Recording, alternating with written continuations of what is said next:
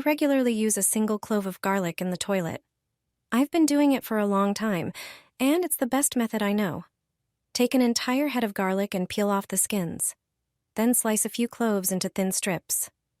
Garlic has a strong scent and natural properties that make it perfect for this task.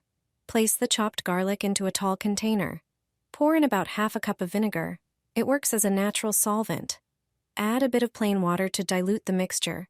Pour everything into a spray bottle and let it sit for at least 1 hour. During that time, the garlic will release everything it needs to work effectively. Before using the spray, toss a few slices of raw garlic directly into the toilet bowl. Leave them overnight, then simply flush. Spray the toilet bowl with the mixture, let it sit for a moment, and wipe with a dry cloth. The results are immediate, shiny clean, and naturally disinfected. This homemade method saves money and helps the environment. Your toilet will never need expensive store-bought cleaners again.